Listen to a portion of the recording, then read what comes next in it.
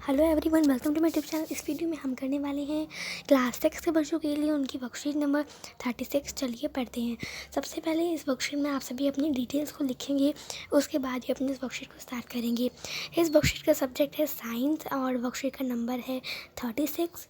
Date है आपकी 24 फरवरी और इस वर्कशीट को आप कब करेंगे? इस वर्कशीट को आप 24 फरवरी को ही करेंगे। ओके, सो चलिए पढ़ते हैं।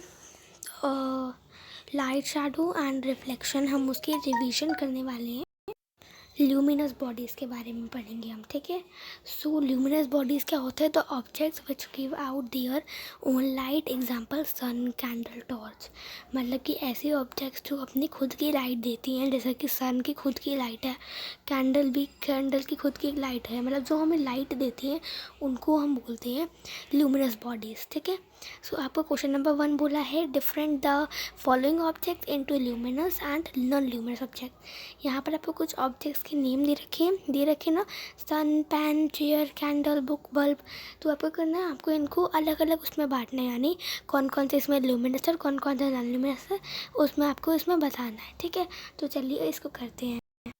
तो यहाँ पे मैंने दिखा रखा है आपको differentiate following objects into luminous and non luminous object. So जैसे कि sun, pen, chair, candle, book, bulb, ये क्या है?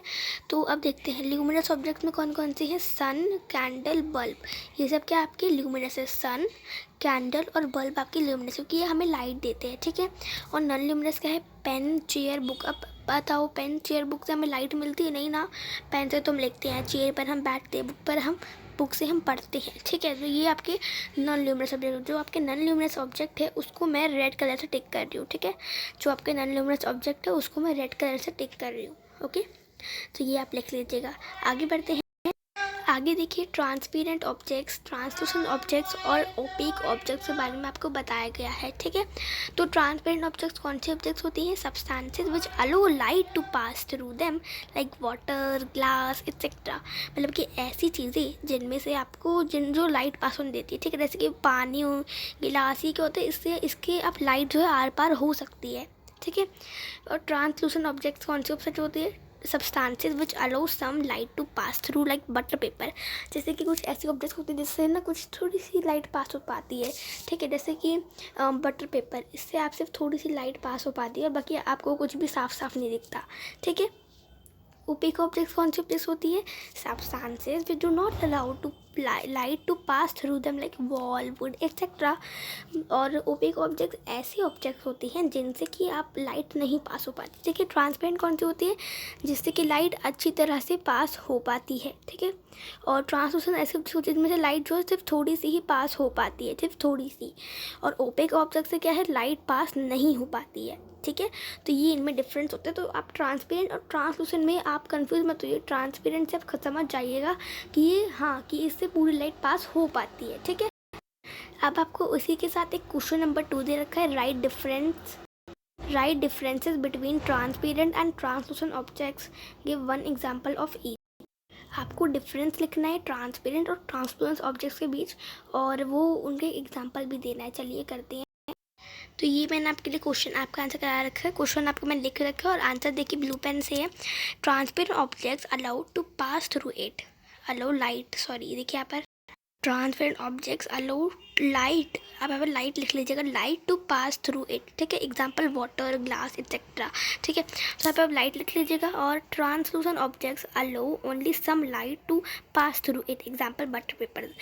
और ठीक है, तो मैंने आपको इसमें ये डिफरेंस बता रखा है। ट्रांसपेरेंट ऑब्जेक्ट जो, उनसे लाइट पूरी तरह से पास हो पाती है, और ट्रांसलूसेंट ऑब्जेक्ट से सिर्फ थोड़ी थोड़ी लाइट पास हो पाती है। तो ये इनमें डिफरेंस होते हैं ट्रांसपेरेंट और ट्रांसलूसेंट में। तो यहाँ तक आपकी वर्कशीट में आपको दिखा रखा है क्वेश्चन नंबर 2।